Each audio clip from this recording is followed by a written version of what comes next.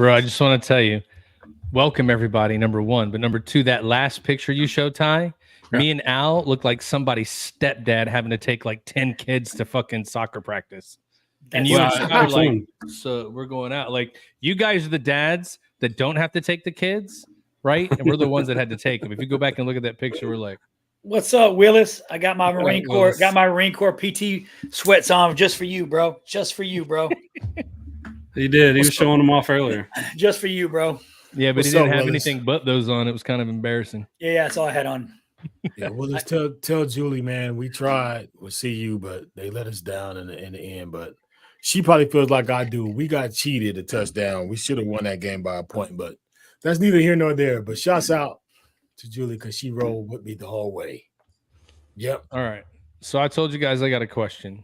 So today, yes, I do. Anal. Oh, sorry. We know that already, dude. That's not even a question. That's like a fact. Like there's a difference in a question and a fact. Yeah.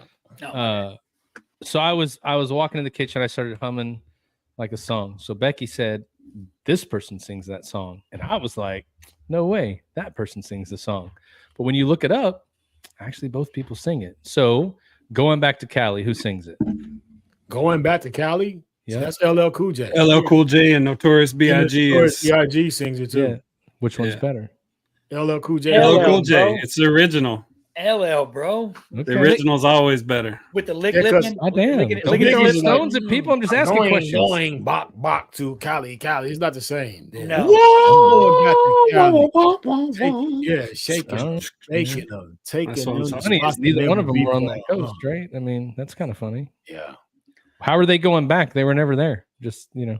Well, you know, he was there before. He went to Cali before, but you know, yeah, they supposedly banned Biggie from California with the Tupac beef, but he made a song saying he was going back anyway. And then when he went back, that's the last place he ever went. And so what's the response from Becky? Hell yes. What was she right? Oh, she was right. Cool J all the way. You know you can't on NCIS, like on the West. But this is the thing. But he lives there now. He's like famous and shit in movies. You cannot argue with a lady when it comes to LL. His name is Ladies Love Cool James. Ladies know about LL. Yeah, so when if you try to argue, then you might I do want to buy LL some chapstick. He'd be licking his lips a whole lot. Like he doesn't need chapstick, man. That's why he that's a signal. Man, lips dry as hell. Look, see, Becky's right.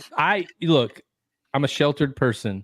I'd only heard the Biggie version. I didn't know. You never heard it. Oh, you've heard I'm going back to Cali. So when I said it, I was in my conviction, like, this is the one who sang. And she's like, you're dumb. And then when she sang the bars, right? White cracker bread honky. White cracker bread honky. He's like, man, get out of here. Yeah. It's a very tough time in our country. Let's not say that out. Yeah. That's an inside joke with me and Quentin. I'm sure we'll hit that. Cracker ass cracker. Yeah, exactly. Shouts out to Becky, man. She knows her LL, man. Matter of fact, I'm sure she does know her LL. I have something. I have something for Becky. I'm gonna give her that I got from the concert when I went. Some of his draws. Sweat, dude. Don't do that. I'm fucked. No, man. She just needs some good Rock the Bells merch, man. I got something for her, and I'm gonna give her because I got two. So some of his sweaty draws and sweat bottled up. Becky's gonna be around the way girl. They're gonna be framed above the TV. I'm like, damn, I gotta look at this shit every day. Yep. You just gotta be happy when she wakes up and be like, "It's jiggling, baby. Go ahead, baby. It's jiggling, baby." Oh, okay, Dad. Wow. There you go. Wow. Hey, but you know what? When you said earlier that you look like, what'd you say, soccer dad or something like that? Yeah, bro. I need love, girl. Well, I'll tell you what. I gotta give a shout out when you say that because my wife in Brooklyn right now are at volleyball. And then, like, she gets off of work and got to take her to volleyball practice, and then they're there and she's all day. And I know sometimes she's looking at me like, "Dude, what's up?" But I had to get on the podcast. I can't not go. Like, we already had this in place. So, shouts out to Renee. Renee. This is what they call known activity. Yeah, known activity. It's on the calendar. Scott will explain what known activity is. I'm shouting out to BJ, bro. That dude runs like baby Derrick Henry on the field, bro. He's like a man among boys. He's running people over, and it was crazy. I said that to everybody I knew. Like, bro, y'all need to this dude's probably gonna be running the ball at Georgia. Let's cross our fingers. You know what I'm saying? That video was serious. When I watched it today, I watched it like 15 times in a row, and then The only thing I could say was, "Did you make this?" No, I didn't make that video. But did you see the one where he broke out and then he sprinted and then he slowed down and then he then spun took off again? Yeah. A little stop and go. I like the ones where he got him with the stop and go. Where he changed his field. Like he's one direction and he and came cuts the other way. And man, I got some. Yeah, I really don't like it that direction. I'm gonna go the other way and show you I can still run that fast too. He's catching passes. He running up. I'm like, damn, bro. Yeah, punt returns, everything. But I got some videos when him, Cameron, and Donovan were little babies, man. And we were in the backyard in Georgia, and they were doing the same stuff. But now to see it full speed all the way grown. Well, you tell BJ. I noticed that the one where he fumbled was not on there. The one fumbled his career. Yeah. He picked it back up and picked it back up. Yeah. Hey, I gotta get a video. Check this video out. Mount Everest ain't got shit on me. Who was that? You know who that was? That was the greatest of all That time. was the greatest of all time. Oh, it's so great. Sir Michael Jordan. Sir. Well, speaking of the greatest of all time, speaking of people that are high on the list, Ty Cobb, I know we're talking to somebody today that's higher on your list, so I would think it'd be the appropriate time for you to go ahead and introduce this gentleman and bring him on. Okay. I actually met this gentleman. I don't know when I met him exactly, but we deployed together in 2001 to Kosovo. So we were in Kosovo when 9/11 happened. And then we deployed together multiple other times at Fort Campbell. He taught me so much about the military decision-making process, prioritization of work. He also told me how to, what's the word? Be a hard ass, I guess. I had not really known how to be a hard ass. He's really good at being a hard ass. So he taught me a lot of that. This is Quentin Smith. He's one of my favorite people in the military. He's actually in my book of heroes for the military. So let's welcome Quentin Smith, military police officer, retired first sergeant, veteran business owner in the Augusta area. There it is. There he is, bro. That was a really long ass resume, bro. Hey, what's up, Quentin? Like I'm intimidated now. We got to follow that. You know, we love our gate guards. Just saying. Yeah, Ty, you gotta bring him in all the way full screen so we can see him, man. Yeah. You gotta bring him in. Let's see. What you got in the background there, man? You had a monkey with a baseball cap on in the background there, Ty. What is that? It's Chewbacca with a Atlanta Braves cap on. Same thing. That's Chewbacca. Yeah, same. That's one of Tatum's masks. Quentin Smith, what's going on, sir? Not much. Nice to meet y'all. Nice to You meet too, sir. Yeah, welcome to the circus, you dog. Welcome to the shit show. Yeah. So where did you grow up, Quentin? Thanks, Kyle. I grew up in South Florida. We talked about that a little bit earlier, down in Naples.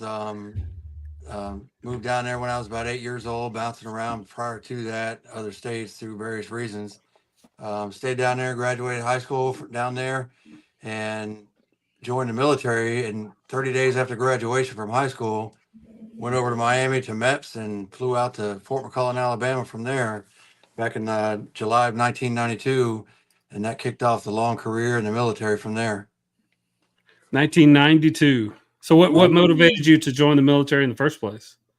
Well, I wanted to be a cop and I wanted to be in the Army. So why not join the Army and be a cop in the Army? So I went as a military policeman. Military police. 92. What's that? You joined in 92. 92. Yeah, July 92. I was 11. So you went to airborne school right after OSIT training, or? No, I went to airborne school when I was stationed in the Old Guard. I was walking down the hallway and the platoon sergeant said, "Hey, you want to go to jump school?" And I said, "Sure, let's go." So that's how that happened. That happened a few years later. Sounds fun. Why not? Is he going dark for you guys too? Sorry about that. A little bit. Oh no, okay. So now, I was walking down the hallway and platoon sergeant said, "Hey, you want to go to jump school?" And I said, "Yeah." I went over to the Pentagon, got a physical. I had one done in 2 days because I knew somebody over there, and I was off to jump school from there. Damn, bro. You got to be pretty high on the food chain to know someone in the Pentagon. Bro, to have somebody in the Pentagon check your butthole and tell you to turn your head and cough, that shit is fucking real. Like, that is real. So jump school, man. So jump school means so just so I have it right. So there's a perfectly fine airplane that flies very well, and you decide to go up in there and jump out of it to make sure that your parachute works to see if you could, so you can jump out of a perfectly fine plane and land on the bottom. Is that am I right or kind of sort of? Good old Fort Benning, Georgia. Can you hear us, Quentin? I don't think you can hear. Yeah, I don't think you can hear it. I don't think he's got us right now. Let's see. Hey, he needs. But to answer your question, he's definitely Scott, military police. Quentin, you definitely military police, bro. Yeah. You better call it Camo. To answer your question, Scott, the answer is yes. That is exactly why you go there. It's either that or Quentin said, "Fuck Scott." He doesn't want to have to answer. He don't have to answer your questions. He was like, "I don't have to." He ain't gonna ask me shit. Checking my police record right now. Yeah, he's Yeah, right he probably now. it looked like he's. Yeah, he pulling your background right now, bro. Running your tags and shit. So you got an outstanding warrants.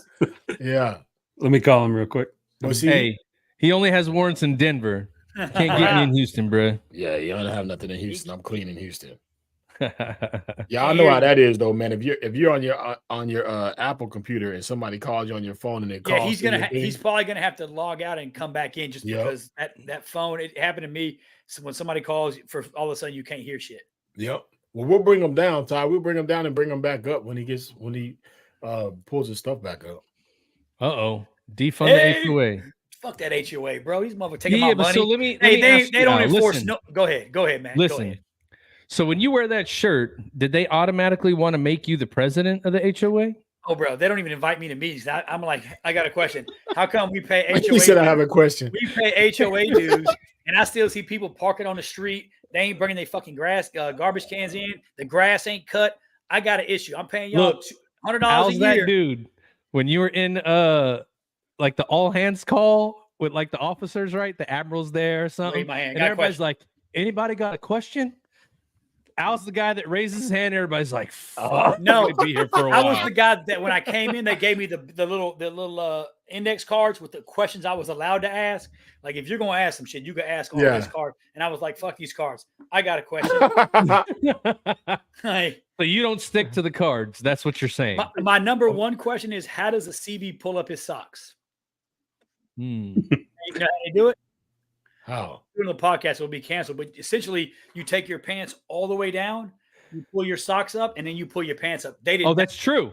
I did it and got a command coin for it, but they were not happy with it. They were not. I'm saying it's because you got to tie the blouse and strap at the top of your pants because that sticks at your knee, and then you've got the actual blousing strap at the bottom. You got to make them things tight. So the only way to pull your socks up is to pull your pants down. Like I went. We were in the field. We were on a field X, and I went bare ass. I was draws and all. And the admiral was like, "That's fucking impressive." I was like, "Thank you, sir. I'm here all day." Oh, look at that, Quentin, you back with sound? Can you hear us? We can't hear you. Yeah, we can't hear you. Look at that. Becky said that might be January's t-shirt drop. Hell yeah. Be on the lookout. Yeah, Quentin's on mute. There he goes. Can you hear us, bro? Yeah, he can hear us. No, we got no voice from you. Dang, Ty. Log all the way back out and log back in. Turn it off and turn it on first, Sergeant. Yeah, he ain't taking a shit. Was he in the bathroom taking a shit? hey, you know what's going to be. Now we got the jokes. What was his fucking ASVAB score? I need to go check his shit. Yeah, right. Listen, obviously he was a gangster at leadership because he didn't have to do shit that required to get it done. You know what I mean? He was like, listen, this is what we need done. And then it got done. He sounds country as shit. Like he sounds like he might hog tie your ass. Like he sounds so like he's probably like this fancy phone. Oh, he these might buttons. just tie an ass whooping off, right? Like, yeah. He might be in there beating somebody's ass right now. Like, I told y'all to pay the phone bill. How's that? You there, Quentin? Yeah, I can hear you. All right, there we go. Hey, there we go. All right. Hey, just ignore the last 5 minutes of Al talking shit. It's all good. Thanks for coming back. Thanks for coming back, Q, because it was about to get crazy and we just let Al go. Hey, no, Quentin was on the phone with AT&T. He was like, I will come down there and I will kill your whole family. I will wipe you off the face. And they were like, I have a very particular set of skills. They were fixing his shit fast as hell. Like, we're sorry, sir. That's it. Hey, when we were deployed, he used to pick up the phone and be like, come to my office. I'd have to fix his shit. Somebody in Saudi Arabia right now is freaking out because he called them. They were like, holy shit, sir. And they were like, oh. All right, where I'm were just we? report- Where were we with Mr. Quentin No. Smith? Well, this is where we were. I'm gonna tell you where we were. I asked him. He said he went to jump school, and I asked him. So you mean to tell me that you went up in a perfectly operable flying airplane and jumped out of that shit with a damn parachute just to see if you could touch the ground? And make sure the Well, parachute and got opens. qualified for it. We did it willingly and with a smile and ready to do it again when we hit the ground. So the first time that you went up, Damn there, right. you were okay. You were good. I tell you what, I was more relaxed and more. It was easier to jump out of an airplane than it was to rappel out of a helicopter. Yeah, Wow. rappelling sucks balls. I wouldn't mind rappelling from a helicopter. Oh, I'm not it jumping sucks. out of a perfectly Oh. flying airplane. No, when you jump out and you're floating down, you have a little bit of control of that parachute. You're just free of everything. There's nothing around you. Right.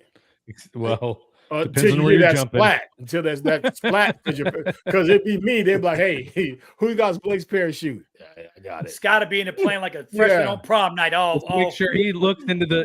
He was paying attention in the class. That's you might have to pull your secondary. That's what they did Oh, for Scott. yeah. My thing would probably be like, Better pull Well, that Quentin was reserve. that he was stationed at Fort Bragg. So how many jumps do you have? You have at least I only 30 did- something, right? No, I only did 25 because we were deployed so much, but I did get to go to jump master school while I was there. And that was a very rewarding school. We started out with 98. They brought us all into the classroom and they showed 98 of us our diplomas and made us check our serial number and our social security number, all that. And they said, all right, hand them back. And half of you will never see it again. And they were telling the truth. Wow. We graduated with 48, almost 50% attrition rate. Shit, as long as they didn't hand y'all a bunch of fucking iPhones, y'all would have been okay. You had to hand y'all some iPhones. The whole class would have failed. It's just like in the Army, you have soldiers calling at all hours. Now I got customers calling at all hours. All hours. And they don't care either. Hey, you see that, Scott? Look, What'd she he say? said Samuel Williams over there said jumping out of an airplane is just like getting in a boat designed to sink. I agree with him on that. Hey, man, I know Sam. What's up, Sam? Yeah. But a boat is not designed to sink. By the time that boat sinks, I'm out of there, man. I'm already You got to done remember, figured out Scott. something. Look, I can't believe you just said that. I have less deployment time than you, and I know that a boat is a submarine and a ship is a ship. So boats are designed to sink. I didn't know the difference. Yeah, man. They Yeah, call you know. submarines boats in the Navy, and ships are ships. There's a difference. Well, yeah. Well, by the time my ships would have enough time to sink, I'm out of there. I'm already. I found something to float and get my ass up out of there. I'm not going out like that. Not that way. You would have But I been would like, take- I can fly this helicopter. I'm gonna Just take my watch." chances. I'm gonna take my chances on the ship because at least if something happens, I got the second option to swim. If I jump out of a plane and something goes wrong, I'm an oil spot. That's it. And I'm good. I'll take my chances on being shark bait or floating on something and getting to the shore, staying on the island. I'm good. All right. So, All right, all Quentin, right, back to you, sir. I'm 1992. All right, so- 1992. Join the military. It does seem like a long time ago. 1992, I went to Berlin, Germany. Can you imagine being 18 years old going to Berlin, Germany? Yeah. What base were you in Germany? And Berlin. In Berlin? Okay. Andrew's Concern, the 287th MP company. And we were there until they deactivated when President Clinton came over there. That was a good time over there. I would, Yeah. It's a culture shock for your liver too. Yeah, absolutely. And for your Army medics, all the syphilis y'all probably had running around in Germany. Yeah, I don't know anything about all that, but yeah, we drank a lot of beer. I know that much. We'll talk about that offline. Yeah. Yeah, that's good, man. So talk to us about deployments and when you met this guy named Ty Cobb and how that was, and a little bit about what you guys did together. Ty and I actually first crossed paths in JRTC in March of 2001 in preparation for Kosovo. And then we crossed paths again in Kosovo. See, I know more about our relationship than Ty does. That hurts.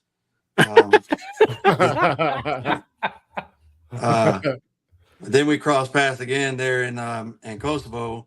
And I was at station at Bragg at the time. He was at Fort Campbell. Because there was some smack talk, and we were airborne MP company, and they weren't, and that's all that mattered. So but then going to Korea from there, and got sent over there for a year or two. Ended up being 3 years altogether. Ended up going to Iraq from Korea, so I was there for a total of 18 months altogether. That definitely put a strain on your personal life, your married life, and things like that. And then you get over there, and the one common denominator we had at every installation we ever went to was alcohol, and that was the one thing that we always seemed to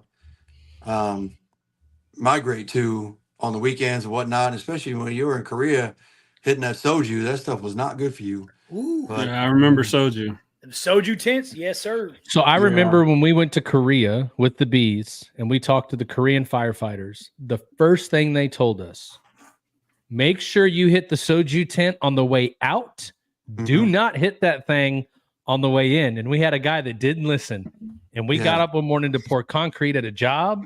This dude was trying to fight himself in the bathroom, dude, because he couldn't figure out what the walls were there for. And then once he busted out, he's looking in the mirror. And he's like, "What are you looking at?" We're like, "Oh shit!" That We're like, sounds "He did my the son. soju That on the sounds way like- in." Sounds like my son Austin when he was in the Marine Corps. Yeah, Soju that on the soju's no way in. joke, dude. Yeah, that stuff is not fun. Yeah, It hits you hard too, and you're not expecting it. yeah, Man, yeah. I don't know nothing about the soji. Yeah, It's so it's clear and it has no smell. And once you mix it to a drink, it tastes delicious. It's like it's like drinking fruit punch, and then you're from there it's downhill. So Al, that's how you woke up. That's what crossed you over. Shit, bro. Hey, That's soji. that's soju. Well, I'm kind of with Quentin on this one. Like, and I don't know where you were going with it. I'm assuming you were going to talk a little bit about that culture, that alcohol culture in the military, which is that what you're kind of about to talk about? That culture, right? yeah, I was gonna get to the full story of that. Okay. Building up to it. But yeah, I was in Korea I was 12 months in, had orders back to Bragg, and the commander walks up and says, "You're taking your platoon to Iraq," and took the orders back. So that's what happened there. And went down to Camp Buka, working at the detainment facility down there, out in the middle of nowhere, just over the border of Kuwait and Navstar. So it got done with that, went back to Korea, then went back to lost my orders to Bragg, and ended up at Campbell. And that's where Ty and I reunited for an extended period of time there. Yeah, we were where were we in HHD or 561st? Yeah, I went to 561st right after its 101 deactivated. Right, yeah. Exactly. And Yeah. stepped in there, and then with First Sergeant Bobby Parks, now Sergeant Major, retired. He got the final 101 MP company guide on, right? Well, he deserved it. It's sitting in his office, or it was when he was at Fort Polk when I was the G6 NCOIC. I'd walk in there and send pictures of it to random people every other day or so. Don't tell Brandon or CSN. Oh, I sent it to Brandon for sure. Yeah, Woodring knew too. Woodring knew too. I bet they were upset about that. They all said, "Where are you at?" I couldn't tell them where I was, but I guess I just did. Yeah. Well, does that matter now? I mean, Statute of limitations probably up on a company got on that got deactivated. 2005, I think was when. Wow. 101 came. Yeah. Shout out Black Velvet. Jay Buchanan's on here watching us. So my boy Jay, Black Velvet. Shout out Black Velvet. What is that, Velvet? All right, go ahead, Q-Dog. So, Ty, I think the next time we actually deployed together, because we went separate ways on the next deployment, because 561 went to Bagram after that. Yeah, I was with you in Bagram for 561. Thanks. Yeah, we were in the same company. Then we got reunited again when HHD went over. Talk about who knows the relationship better. All right. Yeah. Well, I'm older than you. I can forget things. Yeah, you were third by like a minute, maybe. You were third platoon in that first deployment, and then at the end, you went back to be the HHD first sergeant. That's when we built the all-star team. Yeah, that's when we to get ready to go again with Sergeant Major Palmer. Right. That story's been told by Berto Fight on here. So. Oh yeah, that's a pretty crazy story, but. Yeah, so it was just nonstop. I would say from 2001 until 2010, when I finally left Campbell to come down here to Fort Gordon here in Augusta, it was literally every other year I was in another country. And when you come home, during those rotations, you're different, your wife is different, your kids are different, but the only thing that was the same was that bottle of Jim Beam. And that's where a lot of people turn to. And I was one of them. I dove right into the bottom of it and stayed there for quite some time during my time in the military. It took a long time to get out of that bottom, get on to recovery, and to get the life going back again. But that carried on down here to Fort Gordon. You go from a place like Fort Bragg, Fort Campbell, where it's balls to the wall, kill everything you see, 100 miles an hour, and you come down here to Fort Gordon, it is nothing. It's all TRADOC, and it's all, privates running everywhere, and instructors running everywhere. It's not the, shoot them up and move on to the next one kind of atmosphere that Ty and I grew up in. Because you were the provost sergeant major there, right? Yeah, I was the provost sergeant major for a little bit there towards the end. Sergeant Major Mulcahy, you remember him? Oh, right? yeah, absolutely. Yeah, he was down here with us. He got deployed, so while he was gone, I filled in his shoes for that year, and then when he got back, I retired. So I kind of walked out at that position there, Right. with Colonel Bush. But not a knock on Fort Gordon. Fort Gordon's a really nice place to be, especially if you're trying to tone it down and demilitarize, because you can't. It's hard to get out of a place like Fort Campbell and Fort Bragg and walk out of those barracks and then walk over to corporate America. Your mind's not there. Your mind's not right. Your mind is still in the battlefield. Your mind is still in the motor pool. Your mind is still at the range. Your mind, you need to defrag yourself. And Ty and I were talking about this earlier, where you get so wrapped up and so gung ho about the military that your uniform becomes your identity, and you don't even know who you are anymore. You don't even know who Quentin is anymore, or Ty is. You just don't know who you are anymore. And when you try to get out of the Army and transition into the real world, nobody in the real world gives a shit if you went to combat lifesaver school back in '95. Nobody cares. Nobody cares. And if you think that is school, that's just an example. If you think that's going to get you a job, forget about it. Hang it up. And you look at these people's resumes, and I've seen the resumes now as a business owner. I did this in the Army, did this in the Army, did this in the Army. You got to translate that. You got to find yourself. You got to reinvent yourself, so to speak, to be a transition out of the military. And, Ty and I both know quite a few people that actually retired, but couldn't find their identity, couldn't figure out who they were, and they ended up taking their lives. And, we don't want that to happen. That's the last thing we need to do. So if we can reach people, start finding your identity, a year or two before you get out. Start making that plan a year before you get out, before you get out, figuring out what you want to be, because you don't want to do it the way that I did it. The way that I did it is I crashed and burned, hit rock bottom. I was drinking a fifth a day, ended up in the hospital for a month, died twice that night. I went to the hospital, fought 7 paramedics on the way to the hospital, just showed out all kinds of ass on the way over there. But when I came out of there and started that road to recovery, each day of recovery, I started getting more and more of who I was back and who I wanted to be. And then you'll start figuring out your drive comes back, your motivation comes back, who you are, who you want to be, it starts to come back. And, once I got well enough and got better enough, I went and took a job at Lowe's, delivering and installing appliances, way overqualified, didn't need to be doing that job, but I had to do something to get my feet back on the ground, to get out there and start doing something. And, I had to reinvent myself. And, that took off into the endeavor that I'm on now. But not to belabor the point, if we can drive this point home to anybody that's listening out there, is don't let your identity be the military. Find who you are and identify who you are. Ask yourself, who am I?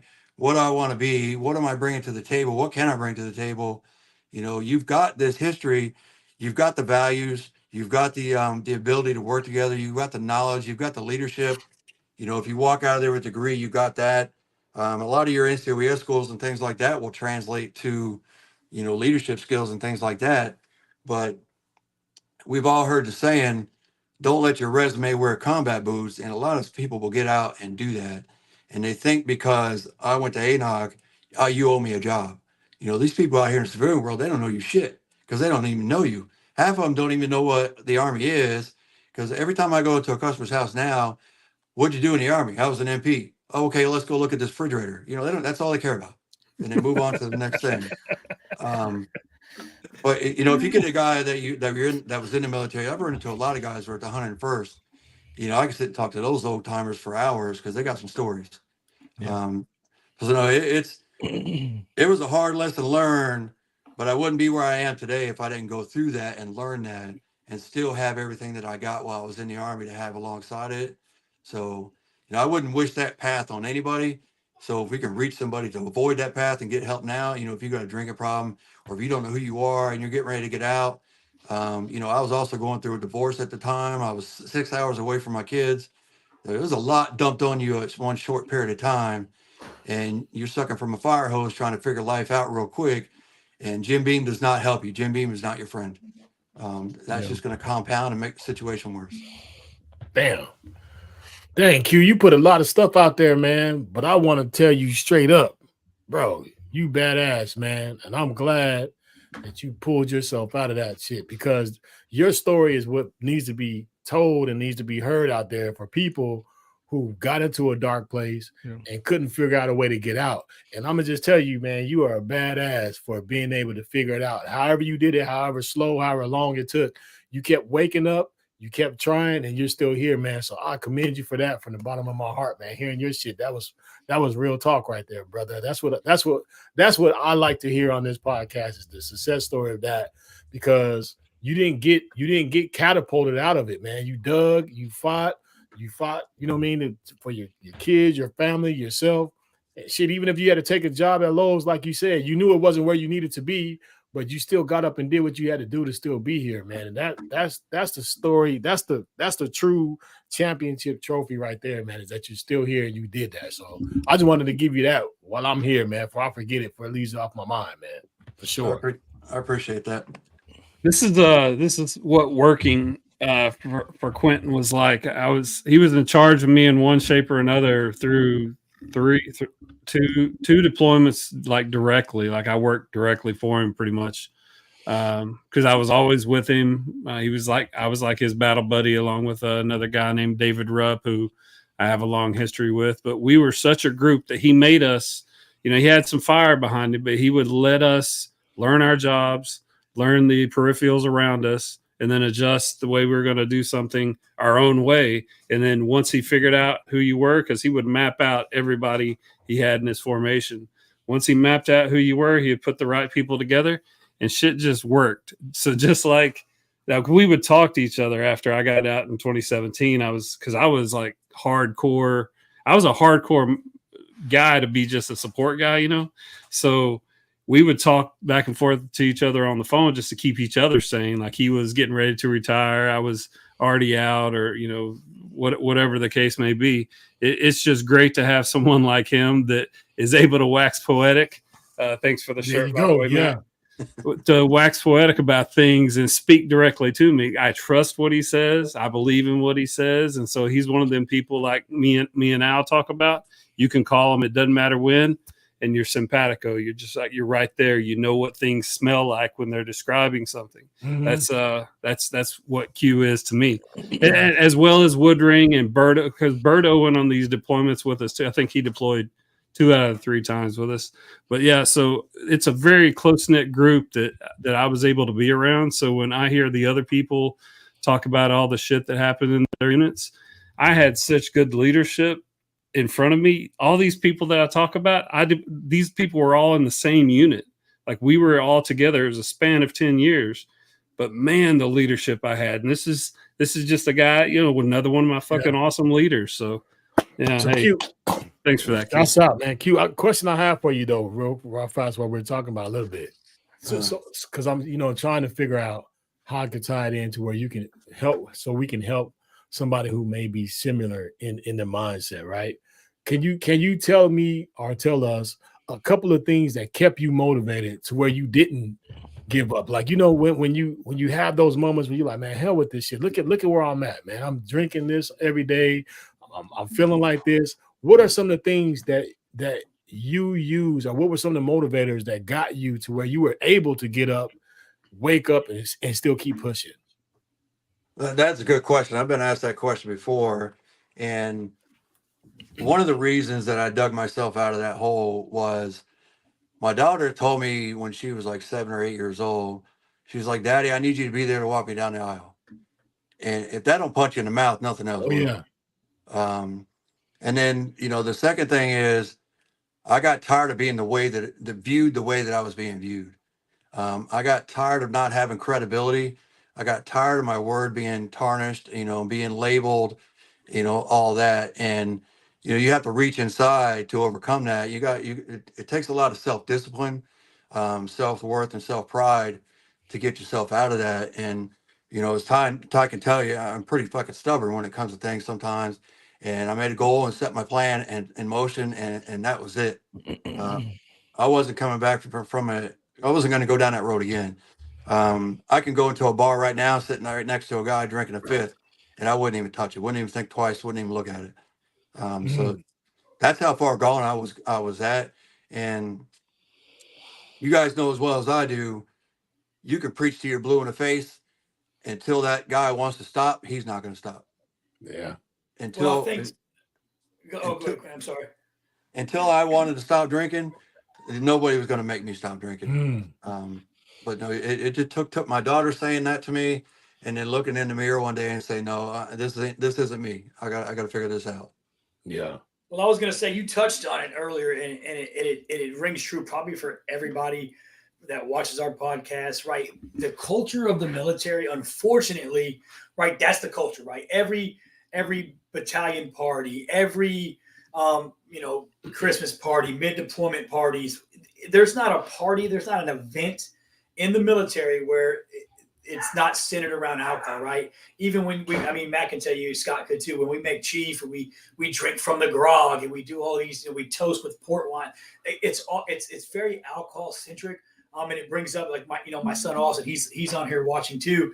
And me and him had a conversation, Quentin, about that same culture, right? Because he was in the same boat. He was David nailed it. Marine Corps ball, the Navy ball, the khaki ball. It is. Hey, this is what we're doing. We're getting shit faced. We're showing our asses. And Lord forbid you show up late tomorrow, because then we're gonna fucking hammer you for doing what we told you to do, right? But my son was in the same boat, right? He was in the Marine Corps, and he grew up around me, and I tell him all the time, I think my son joined the Marine Corps about 10 years too late, right? Because, he got an alcohol incident in his tech school or his A school. And then, a couple of years later, he had another incident, and then ended up getting a DUI and getting out of the Marine Corps. But the problem was the Marine Corps didn't have a good support system to say, hey, maybe this young Marine needs, help. Maybe we get him into some kind of treatment, or we whatever, right? They still glorified it because he was still in the barracks, and it was the same thing every night, right? Everybody's cracking a beer, everybody's drinking, and before you know it, that becomes a big piece of the identity of the military. Unfortunately, I mean, you nailed it. I mean, that's exactly what it is. Everything revolves around that. And then when you get out of the military, like you said, that's what you've been doing for 20 plus years or 10 years or however long it's been. It almost becomes a little bit of our identity, because that's how we cope with stress, or that's how a lot of people do, right? Hey, I'm having a rough day. I'm going to grab a drink, or, that just becomes kind of the norm, right? That's how you unwind. And before you know it, if you're not careful, that shit can get away from you very, very quickly, right? So, no, absolutely. I mean, you were spot on. Yeah, it grabs a hold of you and it won't let go. I mean, like I said, Berlin was my first duty station. We had a company party, and the company bought, this big 50-gallon trash can, full of beer. And that's how the party started from there. And then people leaving from the party getting DUIs. Yep. That was command sponsored alcohol. Mm-hmm. And the command hammers you, then they hammer them. They throw the book at him, right? I mean, shit. We used to joke. I'm sure y'all did in the Army. You couldn't even make E7 in the Navy or the Marine Corps. You couldn't make gun unless you had at least 2 DUIs and had been to captain's mast at least once or twice, right? That was kind of the norm. Like, you'll make sergeant major, but you got to have at least 2 DUIs. That's how you do it, right? I mean, that's just how it is.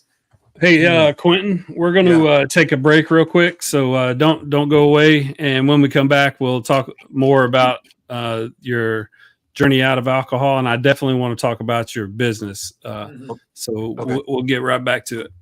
Be right back. Get ready to groove to the electrifying sounds of DJ Royal T, the maestro of mixing who knows how to turn any event into an unforgettable dance sensation. Royalty Entertainment is here to bring you the ultimate musical experience, straight from the ones and twos, in your ears and through your body to activate them dancing shoes. Get ready to sweat, party, and have a good time while your DJ needs are being blazed by none other than me, DJ Royalty. I have spent years crafting together a DJ entertainment empire that promises a customized blend of musical tracks, mix and mastering, and top quality sound, all while providing a vibrant ambiance to accommodate any of your DJ needs.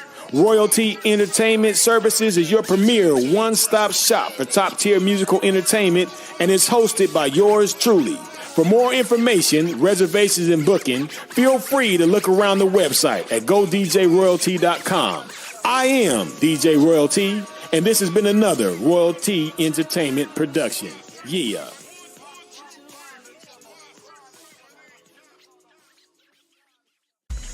Got Your Six Culture is a veteran-owned t-shirt company that's making a powerful impact, one t-shirt at a time. These guys are simply badass. Whether you're a proud veteran or a family member or a patriot at heart, you're going to find the perfect tee that speaks directly to your soul. But wait, there's more. When you shop at Got Your Six Culture, you're not just supporting veterans, you're supporting American small business. You're also supporting the dream of veteran-owned small businesses around the world, and these guys put heart and passion into everything through designing all their t-shirts right here in the USA, ensuring you have top-notch quality in every design that you purchase. Show your appreciation for veterans and first responders today, and head over to gotyoursixculture.com and browse their amazing collection of products. And guess what? Our friends at Got Your Six have a badass treat special for our listeners. Use the code Triple Threat at checkout and get an exclusive 15% discount on your purchase. So show your support for our heroes of country and community. Shop at gotyoursixculture.com right now. And don't forget to use the code Triple Threat at checkout for an additional 15% off. Hashtag same flag, same oath. You've served your country. Let us serve you. Buying a home can be a stressful process.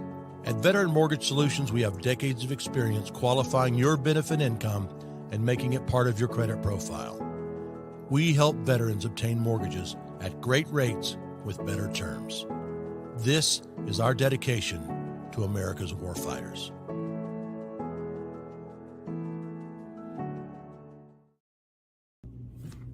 What's up, everybody? It's Ty from the Triple Threat Vet Podcast. Just reminding you that the book by Vincent Rocco Vargas, Borderline, is out.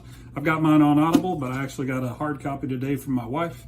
So on Saturday, 2 December at Project Halo Brewing, I'm going to get this signed. So can't wait.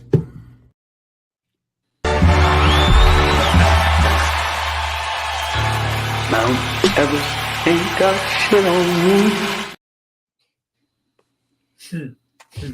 Yeah, that Hey, Matt. I didn't realize that was going to show us while it was showing the video. Hey, Yeah, Matt, yeah. Your boy Black Velvet said you should get him to narrate it. You need that silky sounds of the Nighthawk. Well, let's go. Give me a call. We'll get you on the track. But just so you know, we don't pay no royalties yet.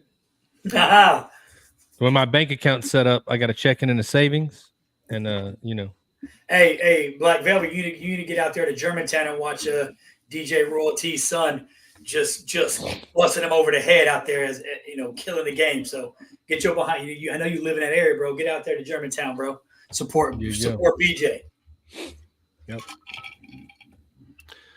All right, Q Dog. We were at you were coming out of it, and you were resolute in yourself that you were going to do it, and that's the only way it was going to be done. So how did that kind of turn into? Where did that happen in relation to you retiring? I retired in January 14, and the crash happened in June of 14. Okay. So we're coming up to almost the 10-year mark. So at what point were you able to identify, because I know that you're very self-reflective and, you're going to come up with a plan on how it's going to happen. But when did you become aware that some of the mental things were coming down on you real hard to make you, just stop cold turkey? I'm never going to drink again. Like I know it, but I know how you are, but how would you describe that initiative that you have to, or intestinal fortitude? It's one of those things where your body starts to shut down, your mind starts to shut down, and you just physically can't go on. Like your brain and your mind still wants to go on. Your brain, your mind still think you're this physical specimen that was in the military, but your body starts telling you, no, you're done. You're about to go down for good if we don't make some changes around here. And you have some bodily functions that aren't supposed to be happening the way they're happening, and you start seeing things that aren't supposed to be happening, and you just realize that it's time to make some changes. From the mental capacity of what it was, like I said before, I just got tired of the way I was being viewed and the way I was thought of and the way people treated you because you were labeled of a drunk, or something like that. So when you say that's what I wanted to ask. So when you say labeled, were you labeled like this in the military? Yeah, I perceived it that way. And that's another thing about alcoholism is that you're paranoid about everything. Right. Does my breath stink? Did the commander smell? Does the commander know? Does the platoon sergeant know from the meeting? Because you come in on Monday morning, the whole platoon smells like a brewery, so you can't tell who it is. But on Thursday morning, why you still smell like that? You know what I mean? So Right. you start second guessing yourself, and you start losing self confidence because of it.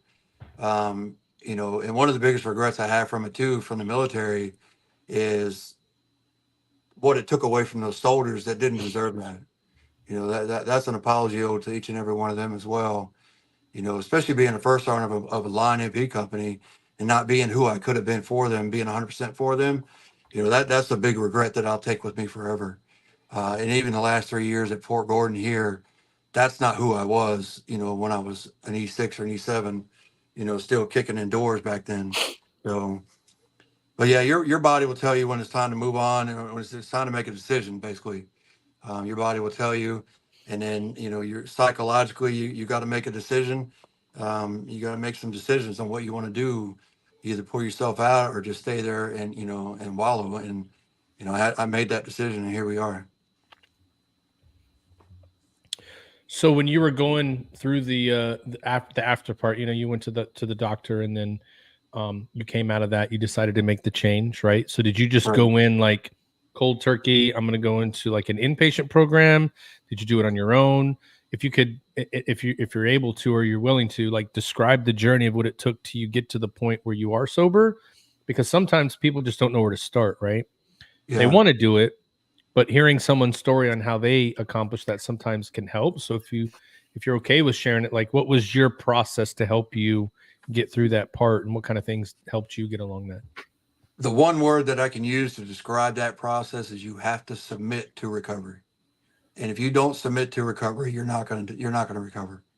And what happened with me is I died in the living room floor, and the ambulance came, and my kids saw it too, and that I can't take that back either. And they took the ambulance, came and got me, and 2 or 3 days prior to that, I already made the decision I didn't want to do it anymore. But when you had been drinking like that for so long, you can't quit cold turkey. That's LSD is the only thing worse than alcohol coming down off cold turkey. Coming off cold turkey will kill you just like you were drinking. Yep. Yeah. So if you're in that situation, you can't go cold turkey, because that'll make the situation 100 times worse. So I was in the hospital getting pumped full of things to kind of make me drunk again, so I could come down slower, instead of just because my blood sugar was out of whack. I couldn't keep water down, nothing like that. But I knew that was the beginning of the process. And by then I had submitted to the process. And once you give in and submit, you're going to win. Yeah.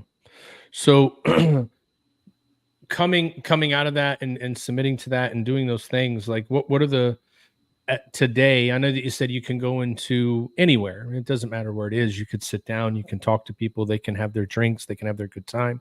That doesn't really tempt or persuade you anymore. No. What are some of the things people can do to get to that point? I guess I would ask is, like, for you, it doesn't bother you, but I'm sure there's coping things that maybe you have to do when you're around those people to be like, okay, I know I don't need it. Or are you at the point now where you've submitted to it so much that you're like, it's not a big deal anymore, I don't need it because I know that I've given it up, because sometimes there's a difference in that. And I think just hearing how you view that would help people that are also looking for that same way to go a different direction, if that makes sense, you know? Yeah, it does make sense. And the best way that I can explain that to it is reinvent yourself and repurpose yourself. And that's what I did with being a business owner. The same head of steam that I had as a first sergeant or a platoon sergeant is the same head of steam I had as being a business owner. And, being a business owner, I had no idea about anything. We had an S4. We didn't have to worry about that kind of crap. So you're learning all that stuff on the fly, but you got a franchise there to help you. The Mr. Appliance franchise and the Neighborly franchise, I've kind of found new identity through them. A lot of their core values are the same we had in the military. So it was an easy transition into that. If anybody's interested in franchising, I'd have a lot of contacts for that. That's a good way to repurpose and re-identify yourself once you get out of the military. Nobody in Augusta knows me as First Sergeant Smith. Everybody in Augusta knows me as the appliance guy. And so were you doing that before you made the decision, or is this the thing that you found that you're like, hey, I think I can do that, and that's going to take up my time, it's going to help me, like you said, reinvent yourself? Because entrepreneurship sometimes is you've got to be buried in it, right? Like you can't just half-ass that, like you couldn't half-ass the military. So is that like the thing that led you on that journey, or were you already thinking about doing that before? It started when I was working at Lowe's, when I was pulling myself out of that rut when I was working at Lowe's. I knew I wanted to open a business at some point, but I didn't know what that business would be or at all. I had a franchise coach, Liz. She was great, but it started when I was working at Lowe's. And I saw these people throwing these appliances away, and I was like, man, we could fix these things and make some money off of this stuff. So between that and wanting to be a business owner, Mr. Appliance kind of fell in my lap, and it was love at first sight and took off from there. Nice.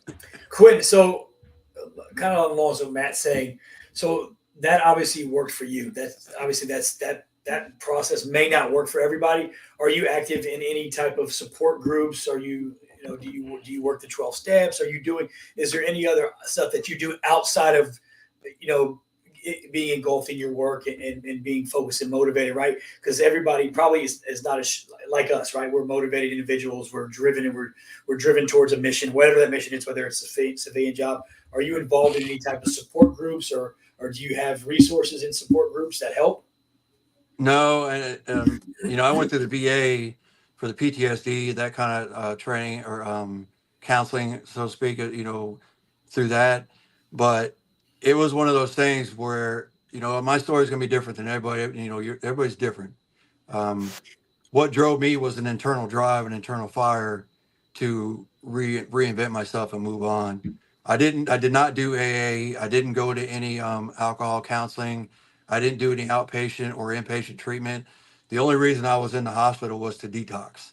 And once I detoxed and was healthy enough to function on my own, then willpower and stubbornness and drive took over. Got it. And that's just a personal identity. Yeah. That's not a cookie cutter answer. Right. No, perfect. I was just curious. I'm sure, you said you have kids, so I'm sure that's obviously a big motivator and a support system. But I just didn't know if I couldn't tell if you had went through a program or that you just went through the medical detox portion of it. I was just curious. Yeah, a lot of the therapies that I think that Quentin and I kind of threw back and forth at each other was like immersion. Like we would talk to each other for 5-10 minutes on the phone 3 or 4 times a week sometimes, and then it would get less and less, and then sometimes we would check back in with each other. So I think I went through the way of the VA as well, and then therapy did work for me. But I do find that core group of people that we had at Fort Campbell in the early 2000s that went, to those early on deployments, they've all stuck together. We're in a text group right now, and that's very therapeutic to have those like-minded. They understand what you went through.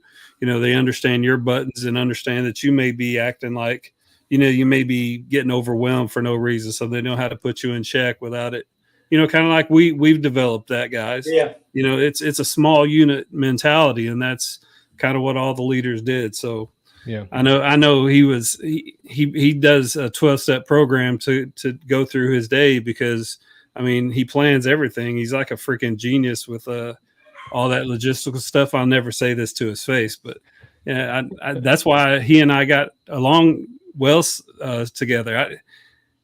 He was literally like my big brother. You know, I could call him and we could check in with each other, and that's a great feeling to know. And now still we can still talk, and he'll say one word like, "Yeah, good talk," or Ty, all kinds of crazy jokes, inside jokes that we had just to check on each other during all those deployments. I'm sorry. I'm waxing poetic. Thanks for the shirt again, Matt. No, you're good, bro. So Okay. tell me, when you decide, when you went into this journey of opening your business, I'm a little bit interested about that, because there's a lot of times that we get out of the military, right? We want to go work for corporate America, but there's a lot of people that have dreams of working for themselves, right? Mhm. So as you started to go through that, I heard you say you had a franchise coach. Was that franchise coach only for the business that you went into, or is that somebody that you were like connected with through another program that helped you choose a franchise, or how did that work? She provided plenty of choices. I mean, she provided like asbestos removal, carpet cleaning, vending machine operations, any small business or big business franchise that you could think of. She could get you on that path and down that road to getting started with it. Yeah. The one thing that helped me get started with it, and as veterans, we all qualify for it, was an SBA loan, and that's your investment capital to start up your business with. And as veterans, we're all eligible for it, so it's a Shit me, resource that's out there. Quinn. Shit me. My credit score's too low, bro. They don't give me shit, bro. They might come here and repossess some shit. They might be like, oh, we're gonna take all that. Shit me. No, I'm just kidding. But no, my coach offered all kinds of opportunities, and like I said, as soon as you said Mr. Appliance, and I was just working at Lowe's, I was like, that's a no-brainer. That was meant to happen. So where did you connect with your coach? Like, is there an organization you went through? Did you go through the SBA? Did you go through the VA? Like, how did you meet your coach that ultimately helped you pick the business you were going to own? The word networking is a very important word in the business community, just like it was in the military. It's who you know, who knows you, but the word networking is very important. So I got connected with Liz, so a friend of a friend, that put me in her circle. Now we're in each other's circle. But word of mouth, getting out there, putting your name out there. There's a program called Vet Fran, and that's specifically for veterans wanting to franchise. And it was started by Mr. Dwyer, which is now Neighborly. But Vet Fran has spent millions of dollars in reduced franchising fees to help veterans get on board as a business owner transitioning out of the military. Good deal. I like it. So when you say that you were able to do an SBA loan, like as a veteran, you qualify for it. Right. And I'm just trying to help people get some education on the entrepreneurship side of coming out.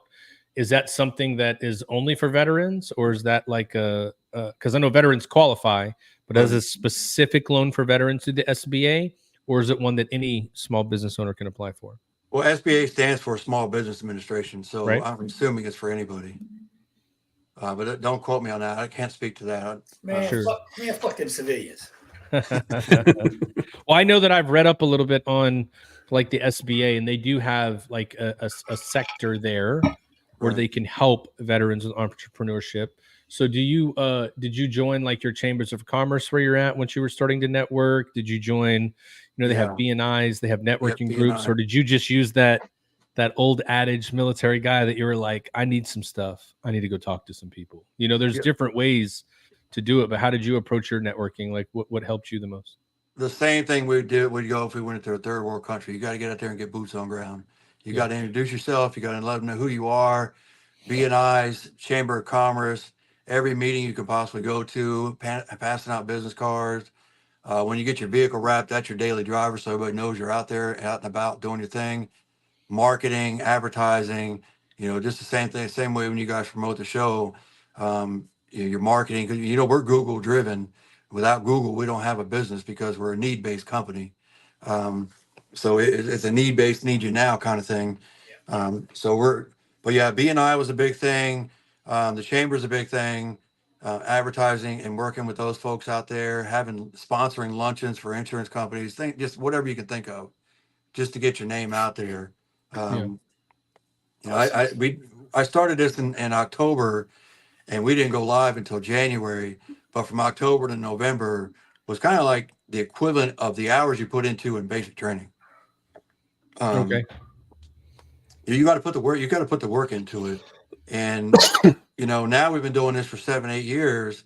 And my daughter comes down here and she's like, "You make this look so easy." I was like, "It wasn't easy. You know, you got to build this up." Yeah. You know, just I'm sure there's correlations between, you know, running a platoon or running, you know, a garrison and trying to get all that mass chaos controlled, because a lot of the military is controlled chaos. Once you find the rhythm in business, like it'll fall in place. You'll be like, I know how to do this. This is just like this happened. So I find sometimes with what we do is trying to equate what we're doing to some of the stuff that I did in the Navy, right? Like, oh, this is just like, you know, doing an NDOC. I need to teach you how to do these things. Or I need to show you this program. And so I think that all that training you're given in the military leadership wise, or just being a soldier or sailor or whatever in general, it helps you prepare. We just don't realize that while we're in, you know what I mean? It's an afterthought. We just think we need to go get a job somewhere, but it's good. Matt, I didn't know about the vet friend program. And if that doesn't work, you know how to, you know the old saying, you know, when in doubt, waterboard it out. You know what I'm saying? Just show up to your local chamber of commerce, start waterboarding motherfuckers, and they're gonna give you loans. They're gonna take care of it. Just trust me on this. Yeah, I can increment. I mean, he would make incremental phone calls to me just out of the blue and say, "Hey, you know, I just won, you know, the best so and so in this area," and I'm like, "Oh, okay, that's great. You know, so what's next?" And he'd be like, "You know, to get Top Gun in this category," and then he would call me, you know, 6-8 months later, "Hey, guess what? You know, here's a picture of my trophy." And we would check in ever since, you know, we got out, just check in with each other all the time, and I've seen him go from being in the military where, you know, I looked up to him tactically and personally. We were always around each other. Now I'm almost done.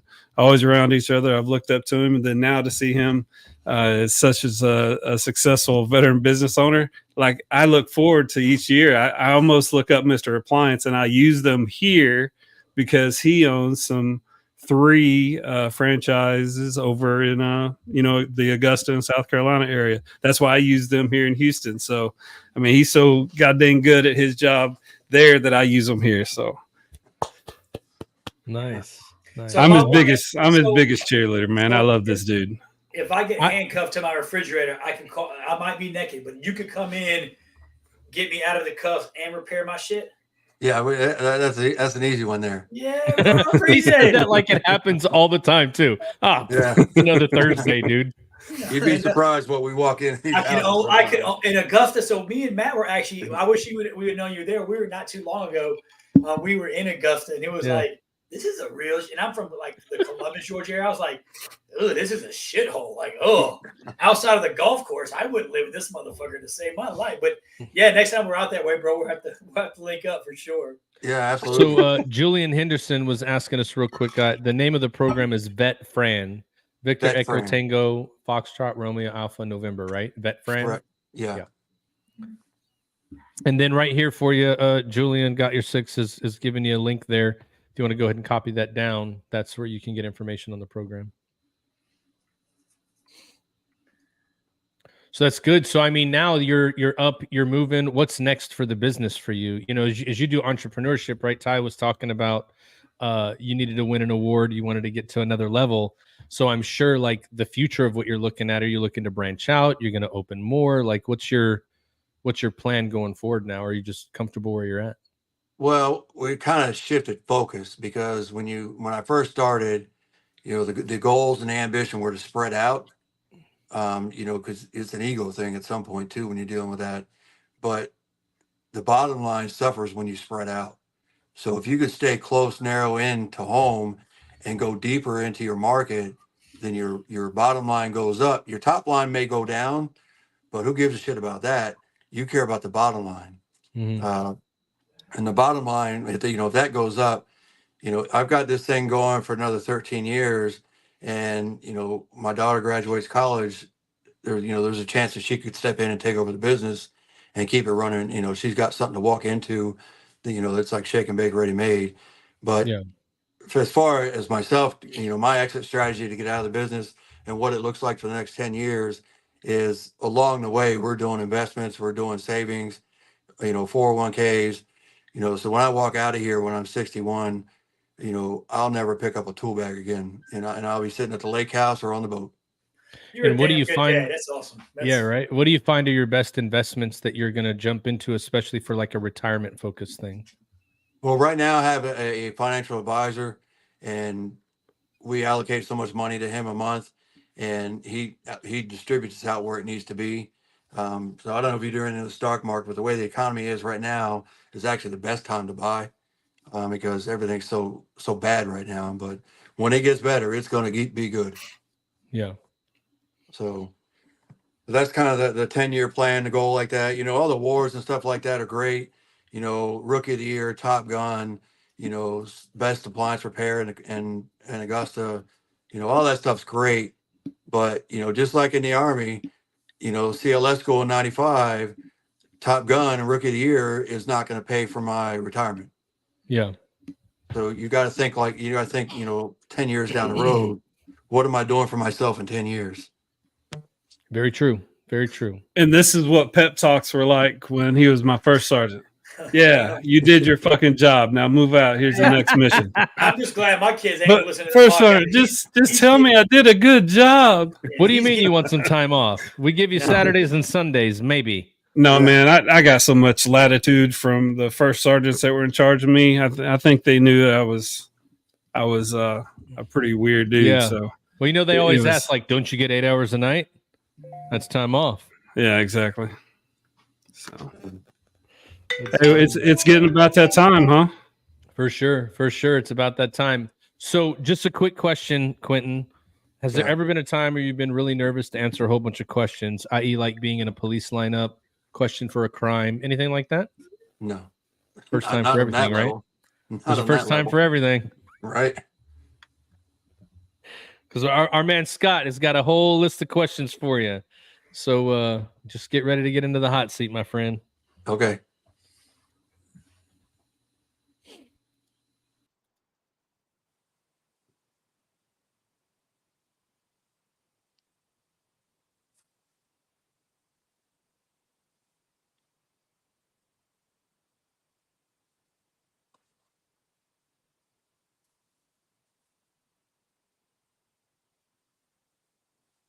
Scott, we can't hear you, Scott. I'm about to hit my button. How about now? Yeah. Okay. I'm sorry. I'm just rambling and not anything. But I said for this time, it would be unfair for me, Q, I feel, to throw you in the official hot seat. Right. Okay. And the reason I say this is because to me, you are an American hero, truly an American hero, just by your story, just by the way that you have reinvented yourself and come out of a time that a lot of people would not have come out of that time. So for me to question you or put you in a hot seat to me would be a disadvantage when I feel like there's so much more that I can get from you by answering you these questions in a different way, if that's okay with you. It's going to be the first time done on the show, but because in honor of you and who I know that you are, I want to do it this way. Right. Okay. Yep. You have succumbed when a lot of people have not succumbed. And for that, I think that's testimony enough to empower people who are watching.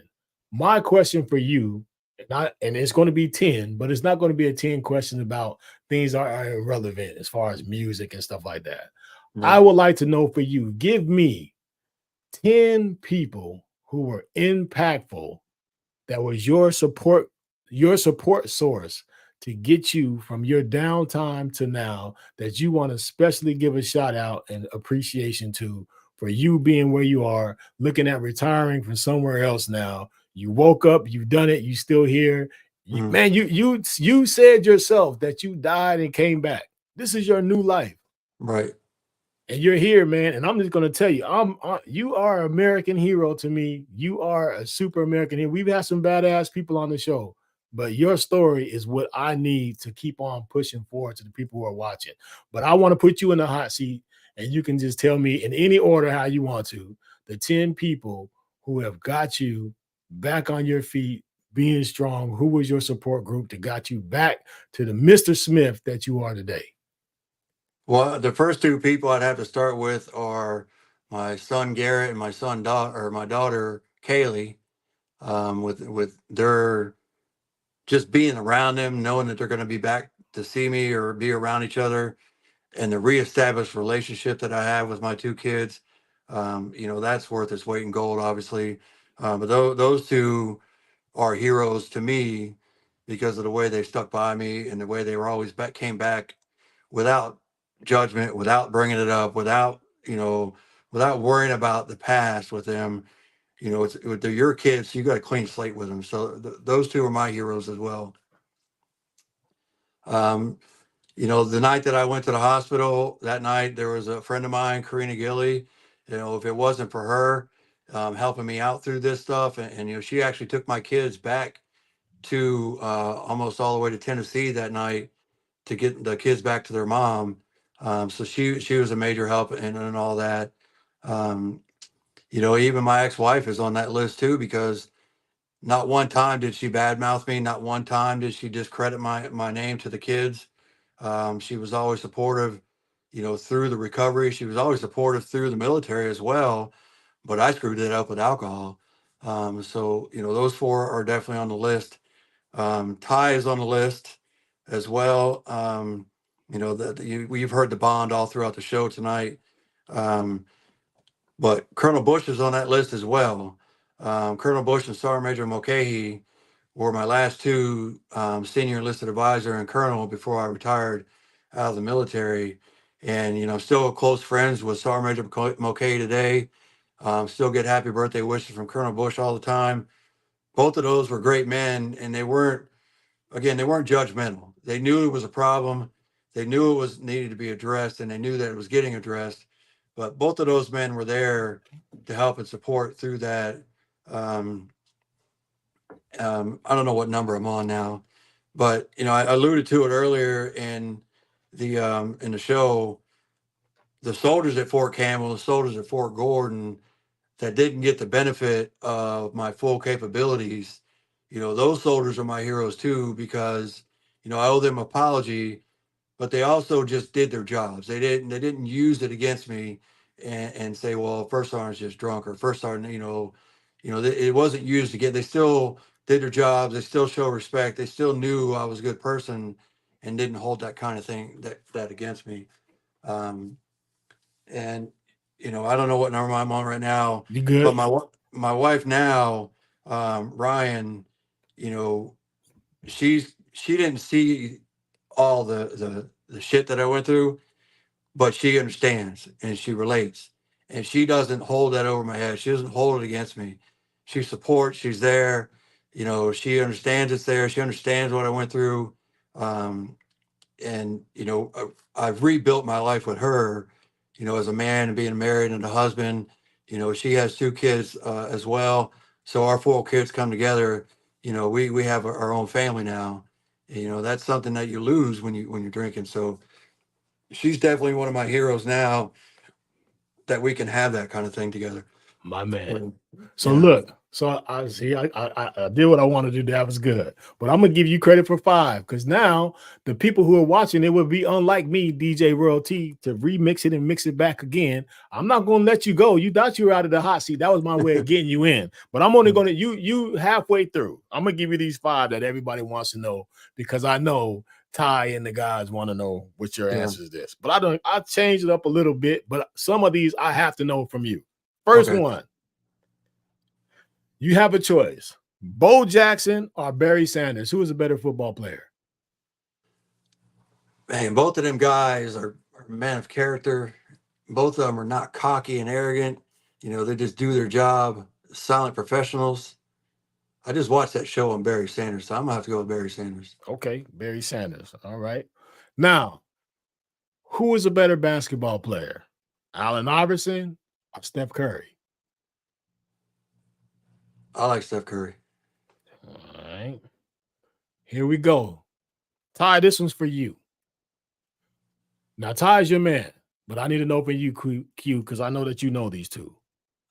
Who's better, Prince or Michael Jackson?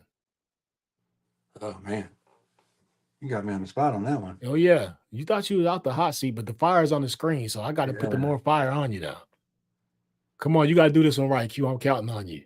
Yeah, we got the icon, the king of pop, and we That's- got Say it, preach it. yeah.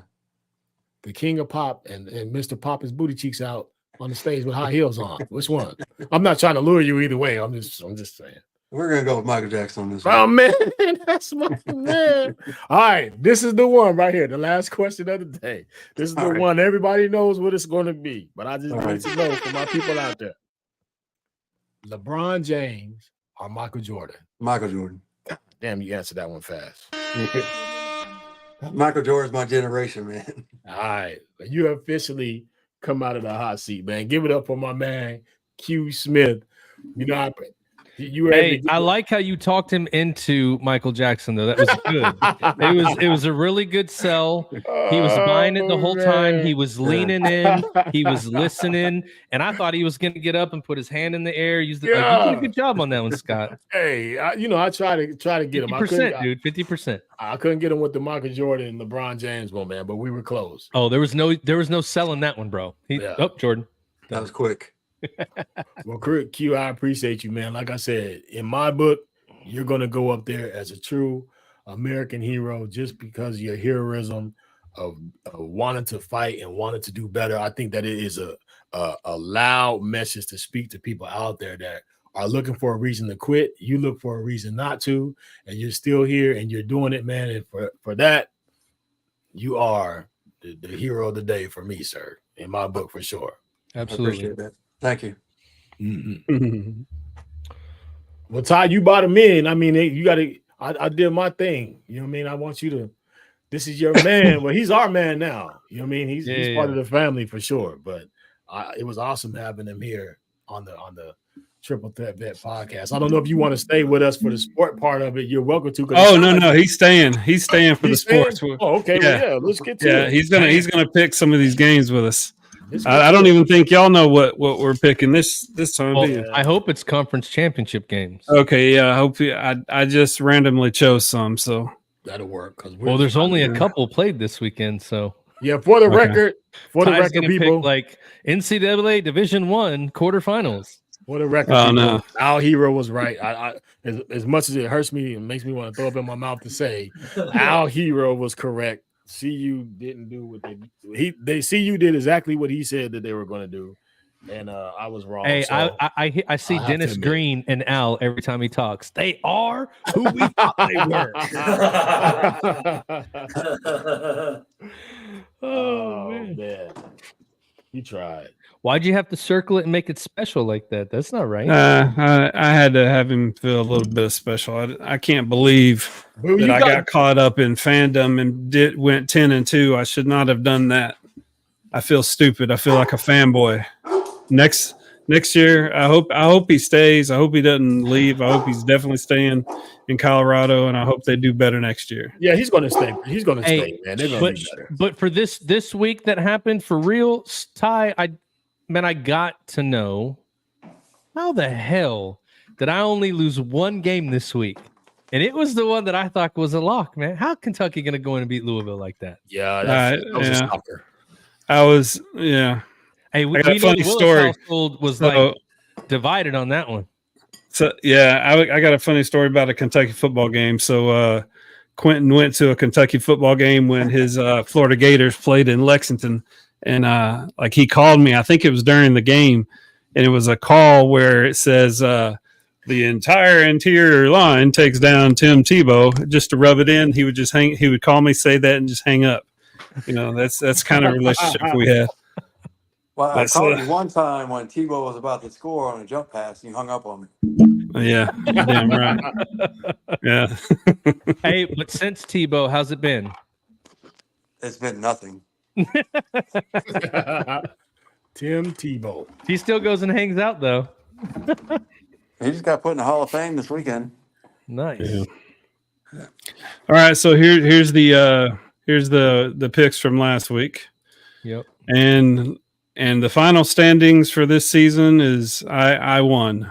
And the only reason you won is because I purposely picked against FSU. Yeah. We had to have a game that we didn't pick the same, or we'd be tied, and that wouldn't be very fun. I'm just happy I'm not in the basement. Here's a point that no one's made. We chose FSU because at the beginning, that last game, we said who we think's going to be the best team, and I was like, I don't know, FSU's probably going to win it this year. Yep. And that's why they were there, because I thought they were going to win the national championship. No, hands down, I'm with Yeah. you. So, Hey, that's what. It's like, yep. Like, I think Quentin just disconnected when you said that. Yeah, he might have.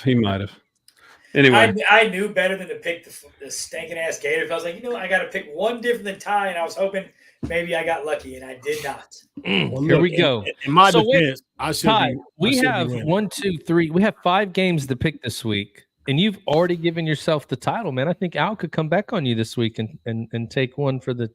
Oh no, that's the regular season's over. This is championship time now, baby.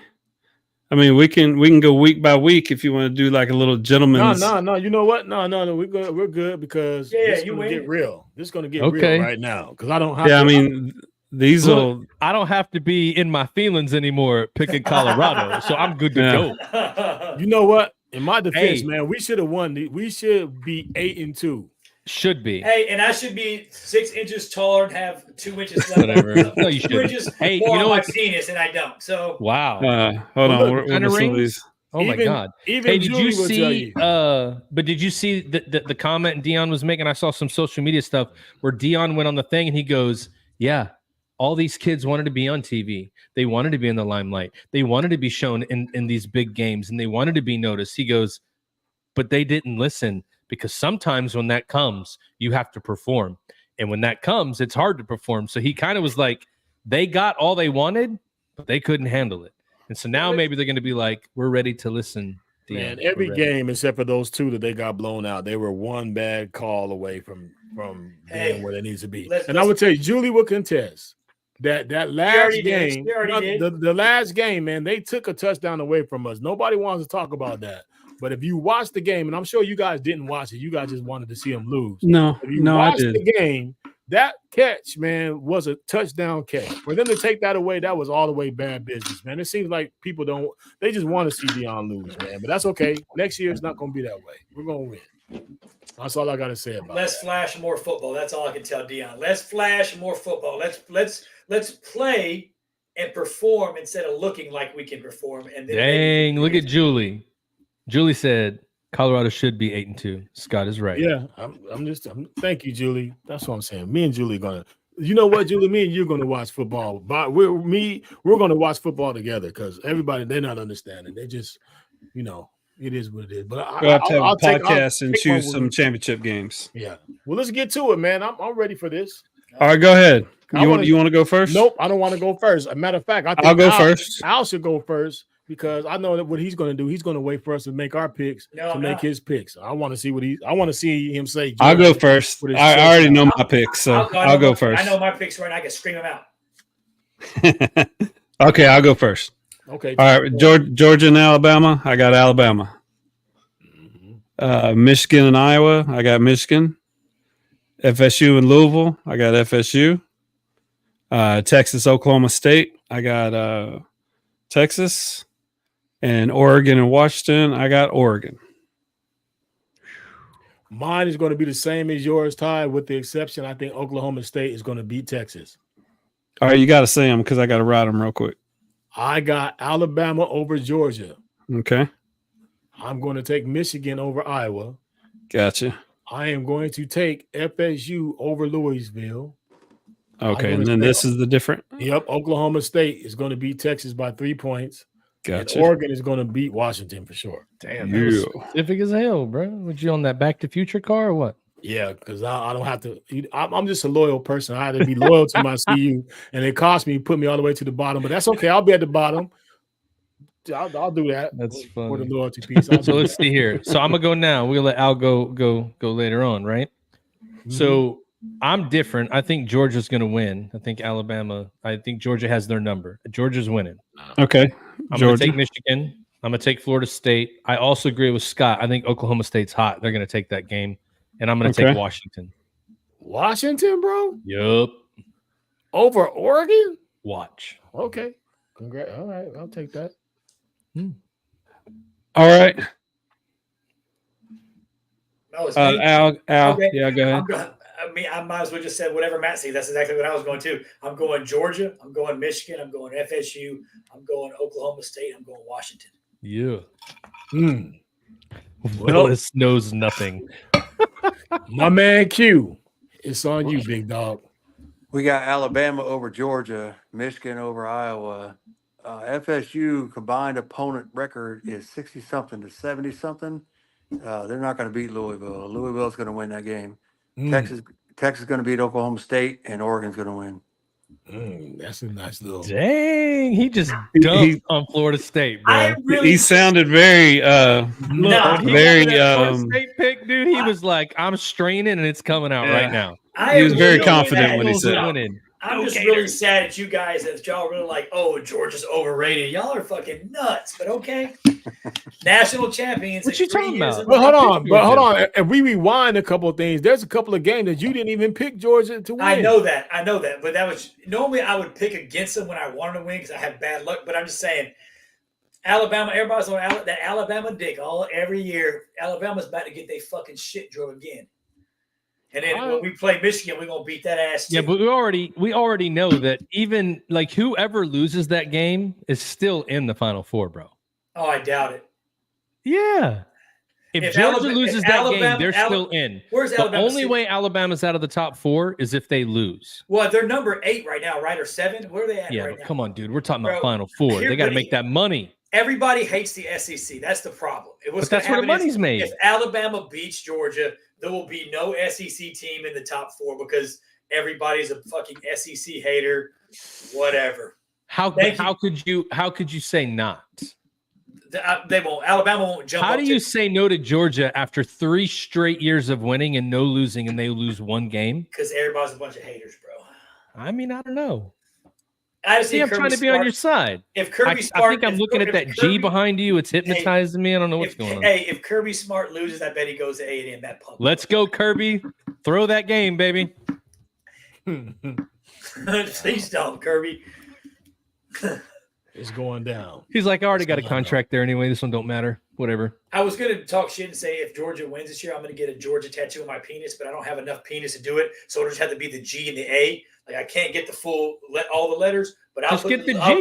I'll put, yeah. That's probably you're probably right. It is kind of cold. I'll put the G on there. Just get a G, a A, and a Y. Why? Because it's little. Bro, I don't have enough room. 3 letters, bro. So I said I'm gonna do either the 1 or the 2. Oh man! Even when it stretches out a little bit, you ain't got room for the Y. Now you could put you. We know how you people roll. You could probably spell out the University of Georgia at Athens. No. You people. You can write University of Georgia at Athens and the zip code, all that shit. I'm on my first part. I got like supercalifragilisticexpialidocious on the first part. I got to go back to get the second part done. Julie, I hope we're not doing basketball because I don't watch it. I hope we're not. Ooh. Yeah, I don't think they can hang in the basketball. We might have to do that on a separate podcast. That shit's tough. I don't even know. We're just going to do the final. We're going to do the March Madness because you don't got to be good at that. You just pick things. Be like, where's that school? I know Kentucky. I know Kentucky for sure. Kentucky, Gonzaga, Indiana. I know the teams that win. I don't know any. Send them to the top. Yeah. Well, I want to tell you, Q Dog, or that's what I affectionately call him. A lot of us that were in that clique, I guess it was. It was a pleasure serving with you all those years. It was a pleasure being around you. I know that we probably said some horrible things to each other, and we both know why we probably said those things. And I'm so grateful that you were always there for me. And I hope you know I'll always be here for you. So thanks, brother. Thank you for coming on the podcast. Thanks for having me on there. I feel the same way about you. Ditto. Word. Ditto. Are we about to watch some sex with y'all about to be fucking with hats off? Is that how it's about to get out? We're about to do some of this right here. Yeah, right. Real quick though, we're about to be done. So I want everybody to look real quick. So I'm wearing a hoodie today. It's one of our new designs that the t-shirt company has coming out that you can see in December. But our man Ty is wearing a shirt today that is going to be available for sale for the podcast. You guys have heard him say it. He talks about it all the time. So if you're looking to wax poetic, be on the lookout for that. If you want to get a pre-order on it, hit tie up on a message, and then we will get it sent in this way for sure. Yes, sir. Absolutely. So should we do it? Is it that time? Yeah. Hey, you got anything else you want to say? Who? No, Oh, Q. no, Yeah. no. I think we said enough tonight. I'm good. All right, Q. All right, he's done. He's done talking. Yeah, I You- said it. I'm No done. words. Yeah, I ain't gonna say no more. He's Man. over this bullshit. Hey, but I will be. If I don't talk to you after the show tonight, I'll talk to you tomorrow. I'd like to talk to you on the phone. Yeah, I got to drive to Columbia tomorrow, so I'll call you in the morning. Absolutely cool. All right, then. All right, we'll talk to you later. Ladies and gentlemen, and people all around, for you who have this is your first time viewing the Triple Threat Vet Podcast, welcome. Thank you for coming. Thank you for looking. Thank you for following and all that good stuff. For those of you that keep on coming back, we love you. We appreciate you. It's for you why we do what we do. If there's one thing I can say about our guest today, he is the epitome of getting back up. You might get knocked down, but you got to get back up and fight to live to fight another day. So if anybody out there is feeling like you have any reason to give up fight, never give up fight. You have to look for that reason to get up and fight again. Call a friend. You have to make sure that you live to see the better you. And the only way you can do that is you got to get up tomorrow, open your eyes and try. That's my message for today. You can do it. All you have to do is put your mind to it. You can do it. So my man Q is a living testament that if you put your mind to it, you can get up and do it. So for anybody who needs that message, that needs to hear it, it doesn't matter how far you go down. You can always get back up. So get back up. Come see us again. This is the Triple Threat Vet Podcast. I am DJ Royal T. Up to the top is my man Al Hero. Al Hero, what you got for the people out there? Nothing. Appreciate you guys. Love all you guys for sure. Love you, David. I see you on there, brother. My man. And upstairs to my, what's that? To my left, to my right on this side is my big dog, my brother Matt. Big Matt, what you got for the people before you leave? The only thing I want to promote is if you're in the Fulshear, Texas area this Saturday, 2nd of December, you saw it in the podcast and the ads. We're doing a Meet the Author with Vincent Rocco Vargas. We had him on the podcast last. What's up, everybody? He'd be a pleasure to talk to. He's going to have, a lot of fun to have out there. So if you're out there in the area, please come by and see us. If you want to buy a book, we still have a few available for purchase that he will sign. And if you purchase one from us, it's a free pint at the at Project Halo because they're trying to support the event as well. And then other than that, I did want to shout out Julian Henderson. I know you know him there. Oh, Big Blake. It's good to see you, man. I hope the twins aren't keeping you up too late because they're getting older. It probably means there's a much bigger handful. But yeah, that's it. See you on Saturday, and stay safe out there. For sure. Yeah, shout out to my man Julian Henderson. I saw you out there. My man T.Y., the fly guy, waxing poetic once again. What you got for the people, man? Thanks for bringing your guy on, man. He was great. Yeah, I love sharing the sentiment. This is exactly what I've talked about 100 times. Is I love letting those people know who had a huge effect on me during my career how amazing I thought they were, and then to see how successful they are in their transition. That's what it's all about, just giving that one person the hope that they can do that, to have a veteran-owned business, that they can do that to go get therapy. That's what this is all about, just sharing stories and then being about that action to get right, just like what Project Zero says, just get out there. So, yeah, appreciate it. This is a great show for me. I loved having him on. Yeah, for sure. All right, my man. Well, I will say this. We are coming up on the holiday time. Some of you guys have spent Thanksgiving with your friends and family. I have some friends that I know that this time could be a downtime too, because with COVID and things that happen in life, a lot of family members and friends and stuff aren't here anymore to celebrate with us. So sometimes this time of the year could be a downer time. But I would challenge you to take advantage of every moment that you have, right? death is something that is part of life, and we have to know how to move forward from it. So I challenge you to not be down, even if you don't have money to buy people Christmas presents and things that they need for Christmas. It's not about that. Find you somebody that you can call, that you can talk to, that you can spend some time and motivate, and think about the things, the beautiful things in life that we still have today. So I just want you guys to get up, get out, do something great. I want your next you to be your best you. And if you ever want to have a place to go, to have an ear with people who have a like-minded that have some feelings like you, come on to the Triple Threat Vet Podcast. We're on live every Thursday at 8 o'clock. So until we see you again, all you guys who are listening, all you guys who are following, I love you. Peace be with you. Happy holidays. And I'll see you on the next one. I am DJ Royal T, and we out of here.